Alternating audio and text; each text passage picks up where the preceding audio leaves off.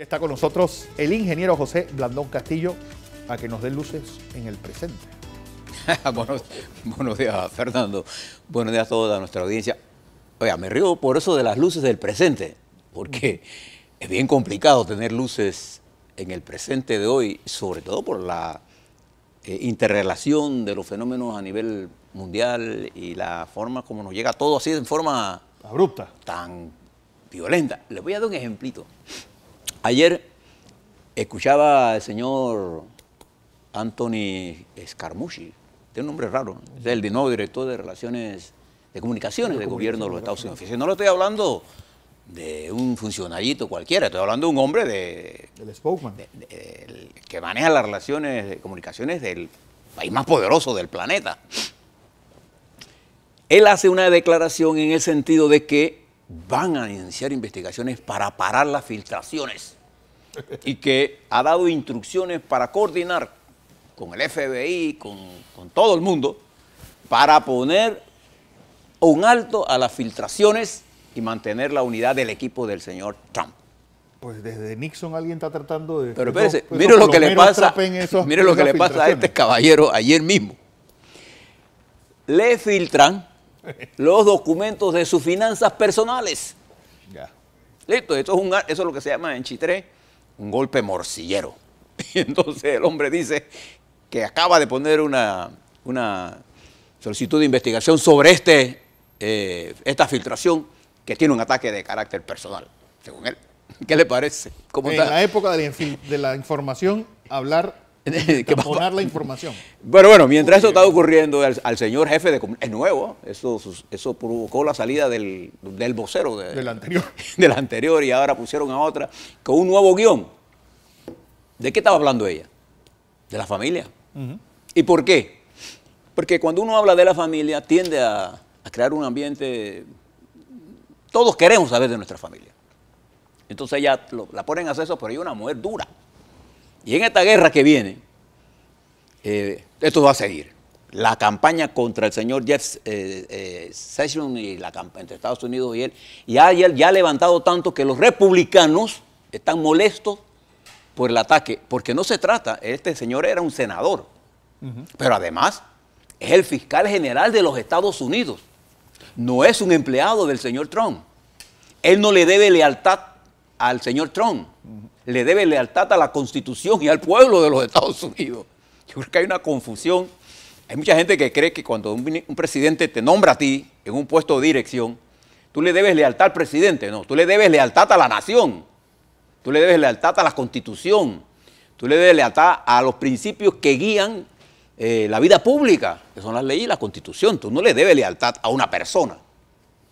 Es una cosa que el señor Trump cree que él cree que esto es una corporación, pues, que es sí, el que está ahí, si no está con él, y ha montado una campaña contra este señor, pero ya los republicanos están molestos. Ayer, en la votación, ¿se acuerda que hubo una votación para iniciar el proceso? Bueno, la ganó con el voto del señor McCain, que vino, pero ayer en la primera votación, de verdad, pierde. El señor Trump. Es derrotado para liquidar la ley sin una alternativa. Y los republicanos le dieron, 7 republicanos, nada.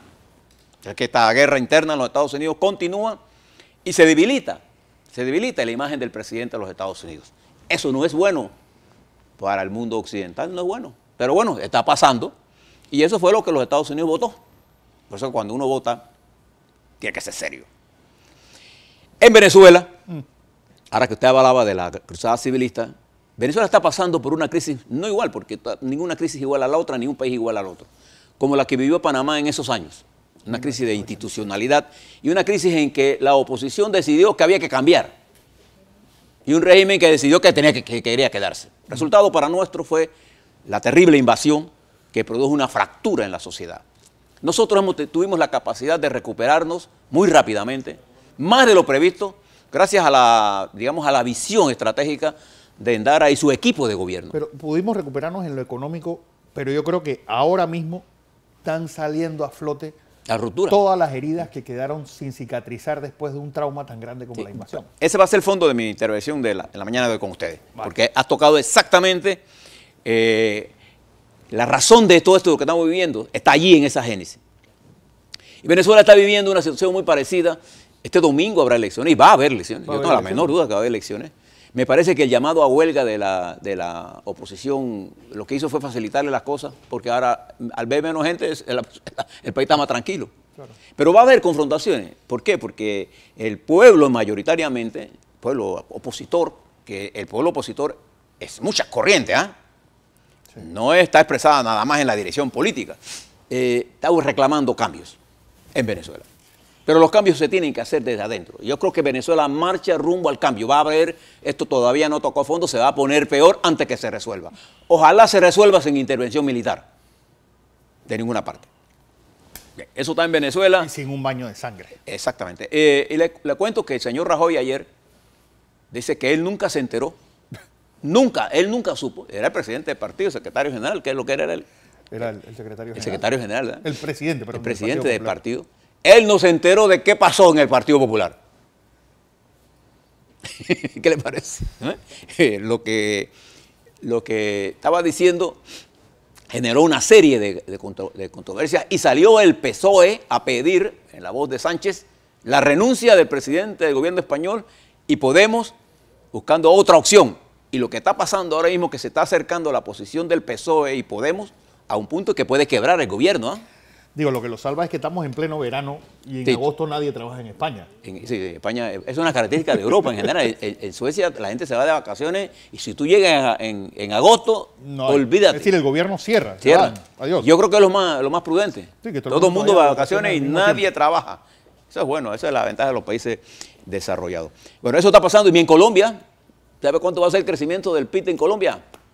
2%. 2%.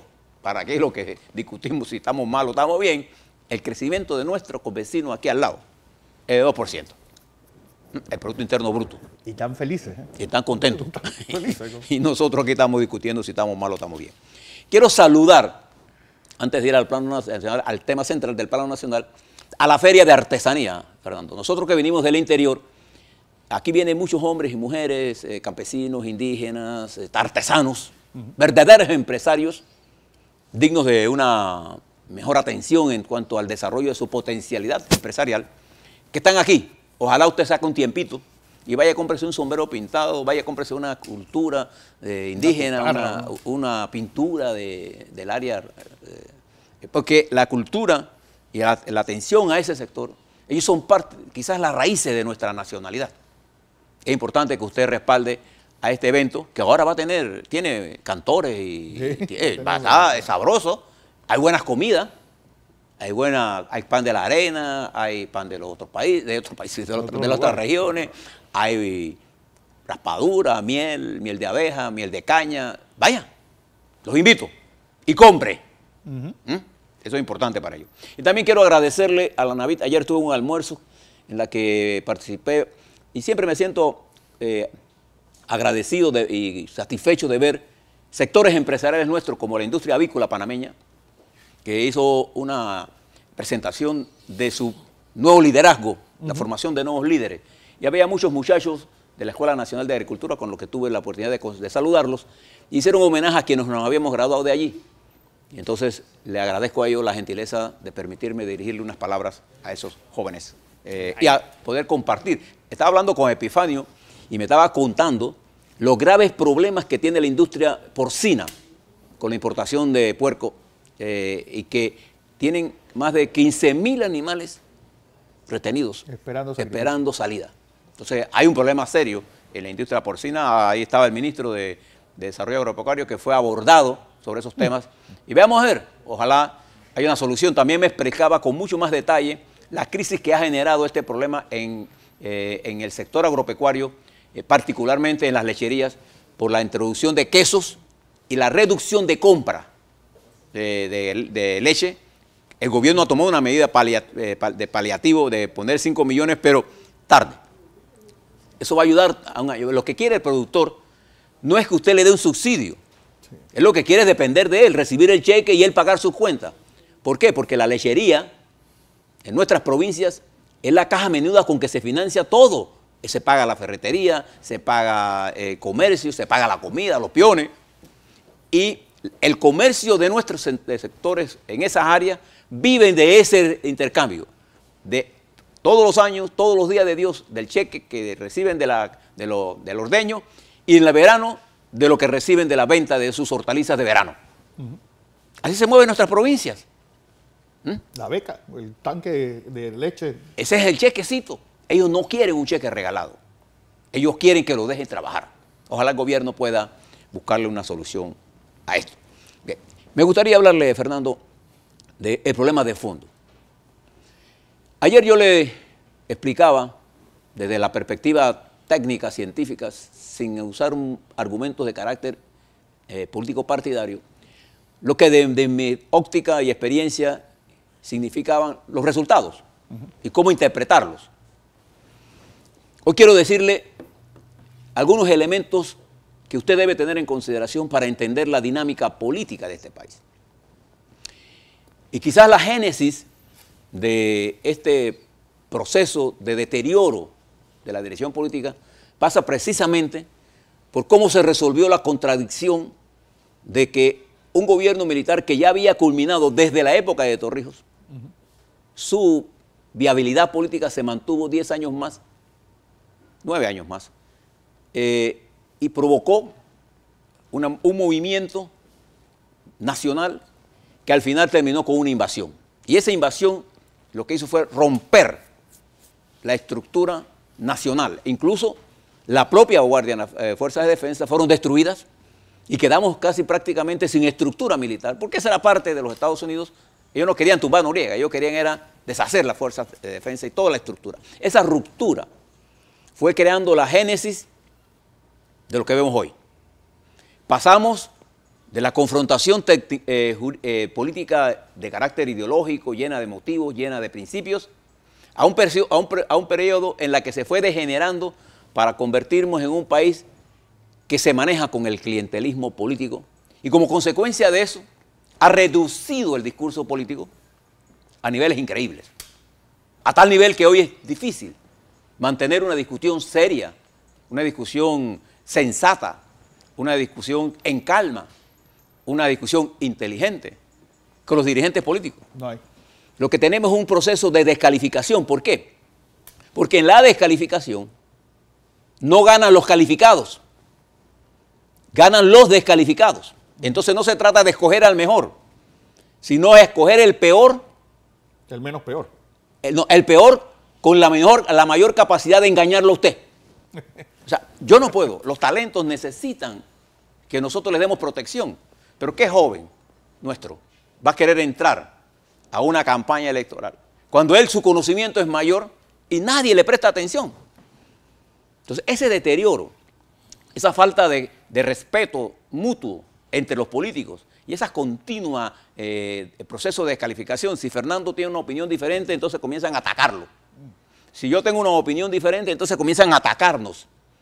Y se olvidan que precisamente las sociedades funcionan en la capacidad que tenga la sociedad de poder discutir en forma simple, sencilla, franca, abierta, democrática, los diferentes temas.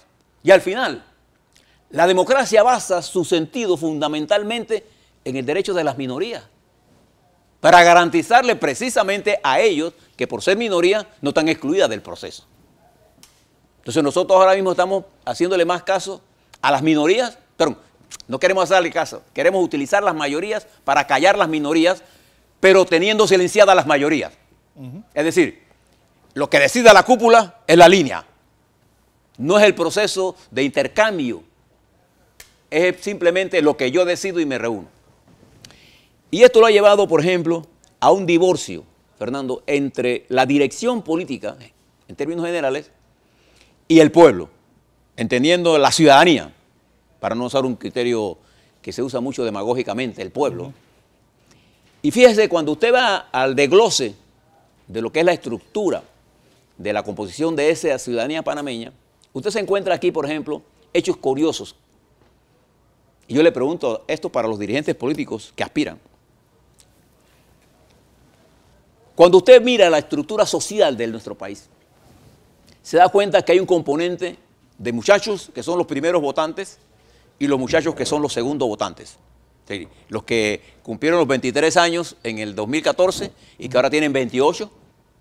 ¿Que y votaron por primera vez? Que votaron por primera vez, eran por segunda vez a la edad de 28 como máximo y entre un promedio de 26 y medio. Y los otros que van a votar con 20 y medio de años. Pregúntese cuáles son los problemas de esos muchachos y muchachas. Fíjense lo que está pasando. En nuestra sociedad de hoy, nuestras muchachas tienen mayor educación que nuestros muchachos. De cada 10 muchachos que se gradúan de las universidades, nuestras 7 son muchachas.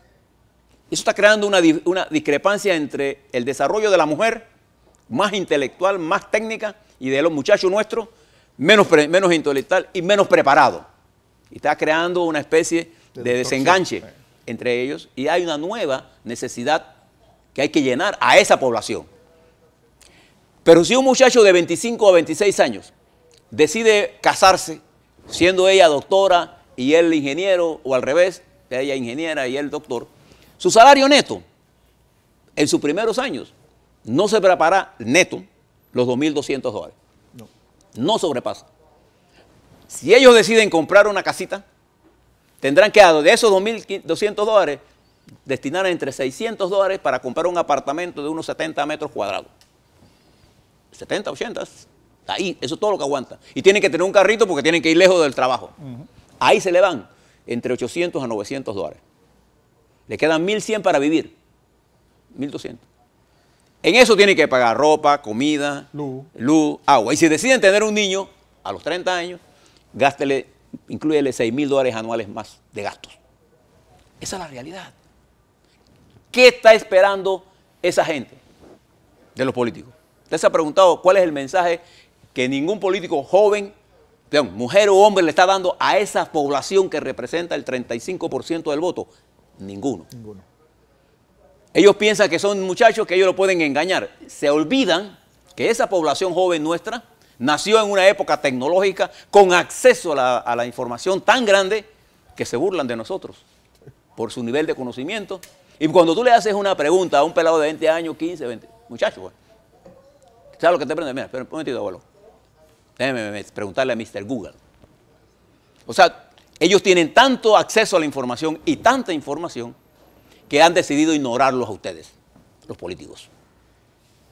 Eso estoy hablando entre hombres y mujeres. Sí.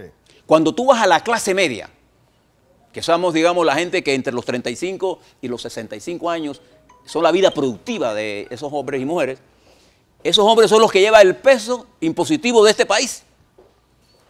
La primera reforma tributaria importante que se hizo para tratar de resolver esta dicotomía,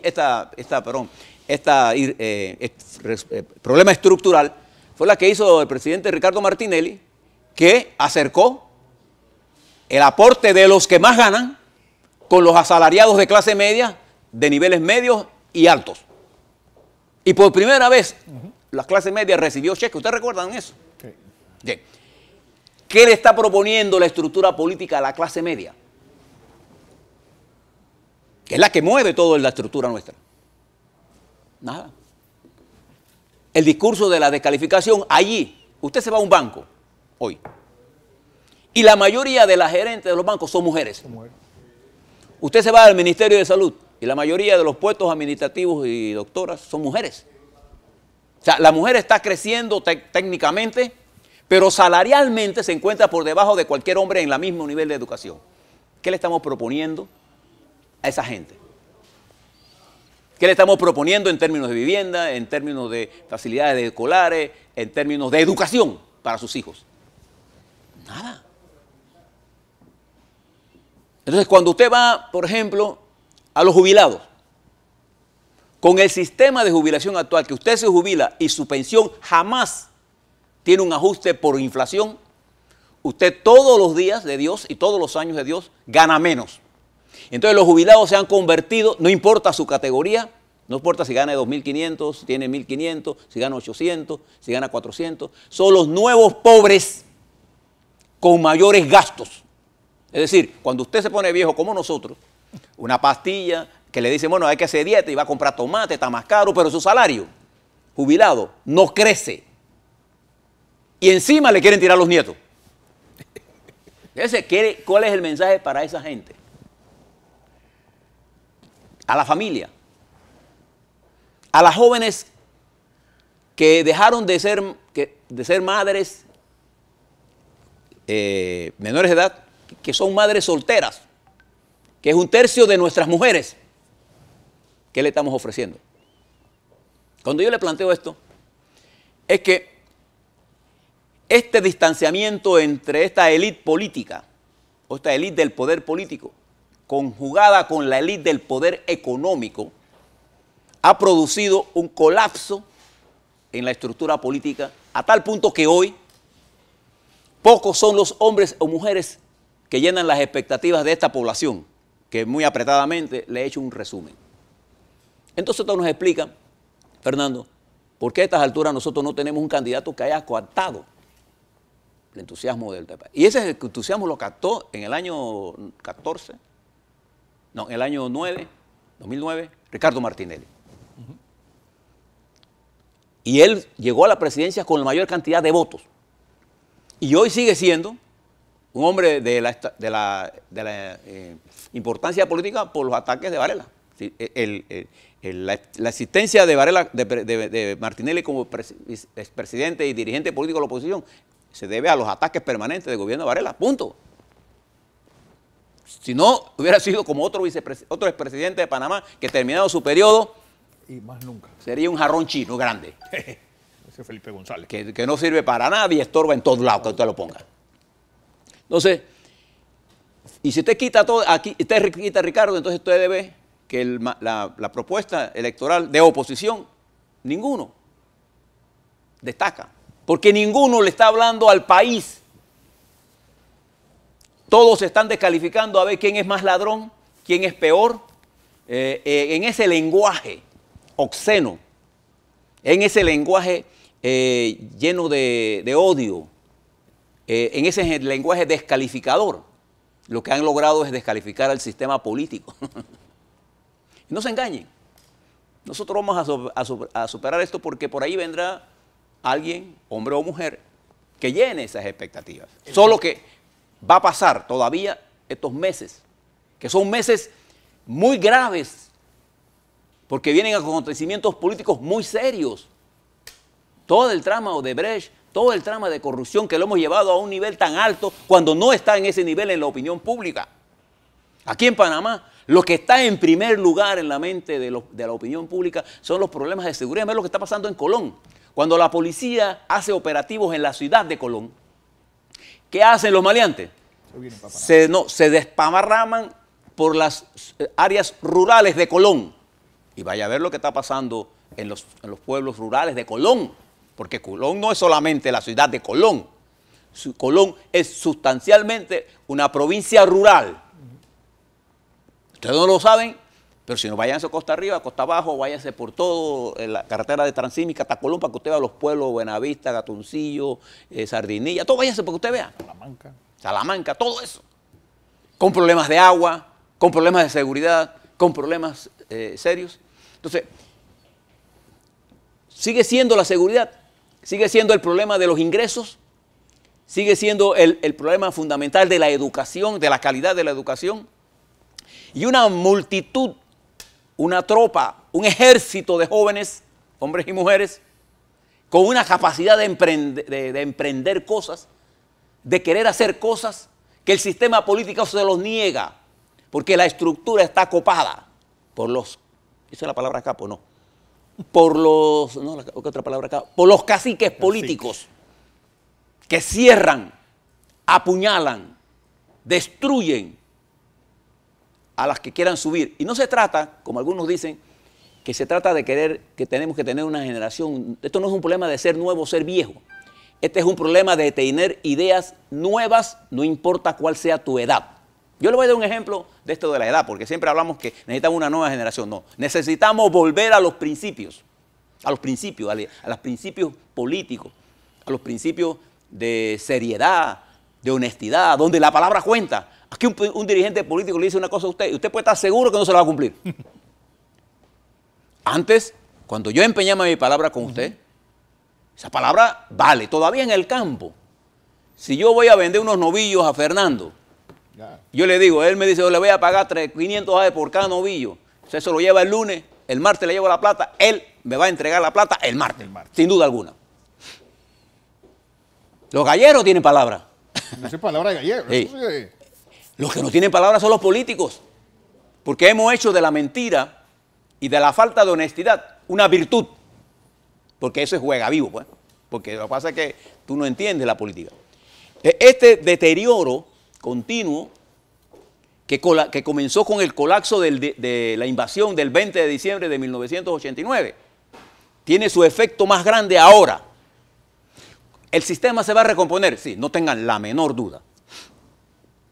Yo creo mucho en el futuro de mi país, pero se va a recomponer en la medida en que las tropas nuestras juveniles asuman un papel más beligerante y cuando la clase media asuma el papel que históricamente le ha tocado en este país, porque ha sido la clase media panameña e intelectual la que ha hecho todas las transformaciones de este país, no han sido los obreros. Desde el movimiento inquilinario y la acción desde toda comunal, nuestra historia, sí. Todas las jornadas nuestras por la defensa de la soberanía y por restablecer y reconquistar nuestro territorio nacional fue dirigida por la clase media en combinación, en colaboración con el apoyo solidario de los obreros y campesinos.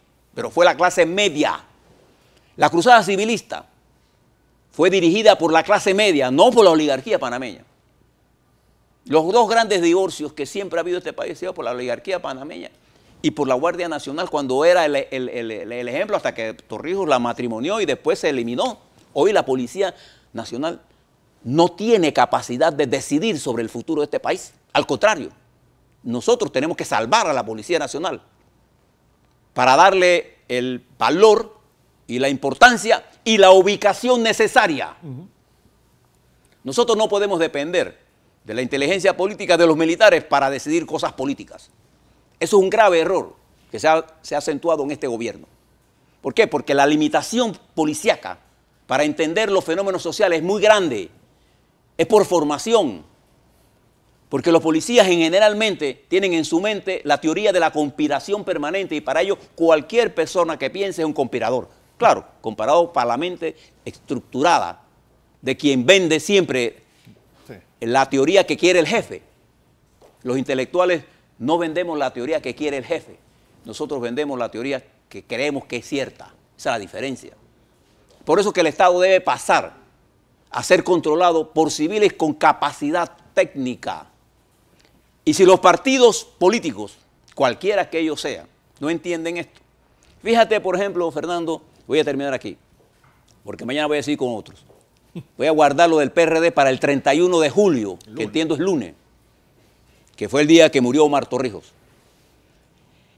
Fíjese lo que le pasa a Cambio Democrático. Tiene la virtud, Cambio Democrático, de que tiene un paladín recordándole a este país que la oposición es Cambio Democrático, pero no ha tenido la virtud de tener un liderazgo que le permita la unidad. Y está tan fragmentado como el PRD. Sí. ¿Por qué? La política es el arte de sumar y multiplicar. La política no es el arte de dividir y restar. Yo creo que hasta Martinelli en estos días le mandó un mensaje de unidad. Entonces, fíjense que ningún dirigente de Cambio Democrático, salvo Ricardo Martinelli, lo voy a sacar de la película, no porque lo quiera sacar, sino para a ver los que tienen opciones probables. Ninguno de ellos ha podido capitalizar, porque su discurso, capitalizar esta situación que yo estoy señalando, porque su discurso no está en compaginación, no está en sintonía, no entra en armonía con las verdaderas necesidades del electorado en sus diferentes sectores. No hay un solo discurso para todo el mundo. Entonces, ¿qué se está utilizando? Están utilizando temas como la migración, las preferencias sexuales, para crear odios. La mentira de que te van a quitar la casa. Sí, eso puede funcionar para algunas cosas. Sí, te hace a ti decir que yo soy un gran tipo diciéndole que el gobierno te engaña. Pero uno se da cuenta que yo no puedo, una mentira yo puedo engañar a una persona 1, 2, 3 veces. Y Lincoln decía, pero a un pueblo no se le puede engañar siempre. Entonces, toda dirigencia que se base sobre la base de odios y mentiras está destinada a fracasar. Entonces, lo que quiero decirle con todo esto es que no vamos a ver en los próximos meses los dirigentes. ¿Sabe cuándo va a surgir esto? En el 18. Sabremos. Y yo siempre he dicho, para definir quién nos va a dirigir en el 19, bastan unos cuantos meses. Pero lo que nosotros no podemos hacer en el camino de llegar al 18 es destruir la economía. Y escuchaba ayer mucha gente decir, es que esta encuesta demuestra que con 32% Varela debe de renunciar. Bueno, el índice de gestión no significa la pérdida de la gobernabilidad. Martín Torrijos, cuando introdujo a su primer año y medio de gobierno la reforma al Seguro Social, cayó a 23%, para que sepa. Y terminó por encima de 60%. O sea, eso, si fuera así, la mayoría de los gobiernos se hubieran caído ya. Santos, Bachelet, señor Trump, Temer, que está en la regolita. ¿Sabes lo que es la reta? El suelo, la roca y abajo está la regolita. Bueno, Temer está de ahí abajo, de la roca. Eso es un síntoma de peligro, sí, pero no es un síntoma de caerse. Y nosotros estaríamos apostando mal, creyendo que el problema de nosotros es que Varela termine antes. No, el problema de nosotros es que el presidente Varela termine su presidencia y termine bien. Ese es el problema que necesitamos tener. Eso va a depender de él, no de nosotros. Pero para el 19, observe, todo el que está prematuramente haciendo cosas sin estar en sintonía con el discurso. Y fíjese que la corrupción sí es un problema preocupante, pero no es el problema que determina cómo va a votar, porque la mayoría de la gente, toda la plataforma política, para el votante es corrupta. De manera que todos están nivelados por esa variable. En otras palabras, su efecto neto para la decisión política es cero. El que piense diferente es un bobo. Ahora, siempre sale un bobo a la calle. Y termino para decirles que no se dejen preocupar. Escuchaba una señora, ahora hace un rato cuando conversaba contigo, yo soy muy abierto a las críticas. Mira, ayer una señora me llamó, me escribió para decirme, señor Blandón, usted está poniendo los codos, yo tenía los codos así puestos así. Ayer. Fíjense, usted no puede estar hablando cosas serias y tapándose la cara, porque la gente quiere ver su rostro. ¿Y por qué quiere la gente ver el rostro de uno? Porque uno mira la seriedad o la sinceridad de quien les habla cuando usted lo mira a la cara. Entonces ella me dio esa, y como yo sí soy viejo y sé aprendo, dice que el oro viejo no da la pata, pero yo soy viejo y aprendo, porque yo no he dejado de ser estudiante. Y yo de toda la gente que me da un consejo, le presto atención. Y en un debate yo escucho, y de cualquier debate yo no salgo igual que cuando entro, porque algunas cosas aprendo. Y cada uno de nosotros tiene una verdad que compartida se hace una verdad más sólida. O sea, ojalá todos caminemos en la búsqueda de una verdad común, que es Panamá. Así es.